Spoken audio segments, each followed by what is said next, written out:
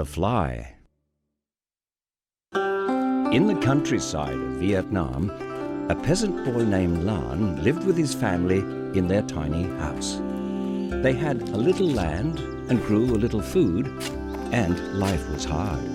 Not far from Lan's village lived Hung, a very rich man with a very large house. The poor farmers would often come to Hung to borrow money.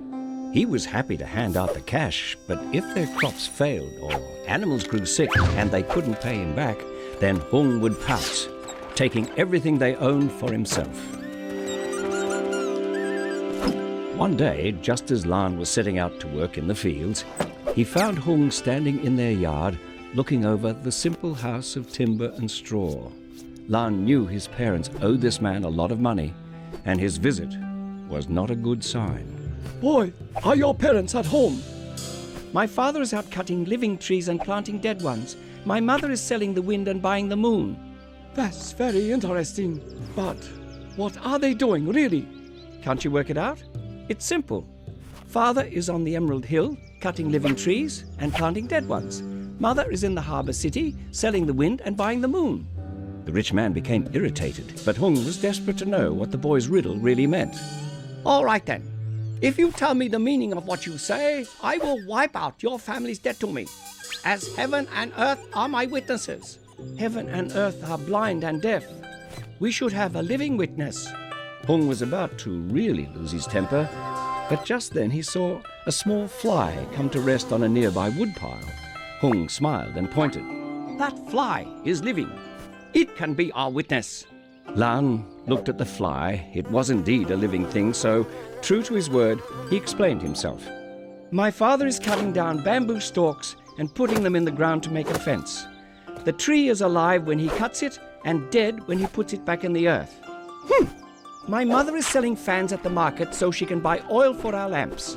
Fans make a wind to cool you, and oil fuels our lamp so it can shine like the moon. The explanation was so simple he was annoyed that he hadn't thought of it himself. Now I have explained everything, and my family's debt to you is cleared. Thank you. Impudent boy. A few days later, Lan arrived home and was shocked to see Hung back in the yard clutching the family pig in his arms. As well, one of Hung's servants was leading their cow away. Lan's mother and father were in despair. Hung was taking everything they owned, claiming the family still owed him money. Lan was furious. Hung had promised to leave them alone, but here he was taking their home and their animals. Lan threw himself in front of the rich man. But the debt is gone. You promised me last week.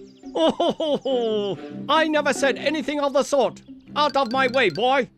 Lan angrily pulled his pig from Hung's grasp. His father shut the gate, stopping Hung's servant marching out with their cow. Lan's mother overturned a cart that had been loaded with their furniture. Now it was Hung's turn to be angry. We'll see what the magistrate says about this.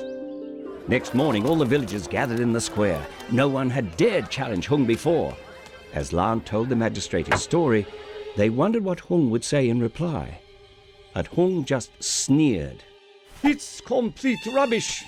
The boy's making it all up. The magistrate scratched his head, wondering what to do.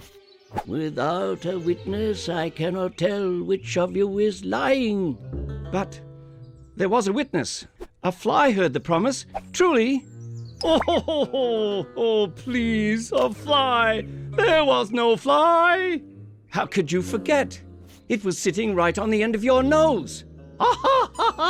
Liar! The fly was sitting on a pile of wood. Hung froze. The crowd was silent. Everyone turned to the magistrate. So, there was a fly. If you lied about the fly, Hung, then you must have lied about the promise, too.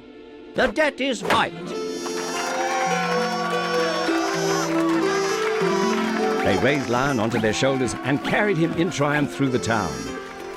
Hung, meanwhile, slunk away like the thief that he was. And that is how a poor peasant boy became a hero. All because of a little fly.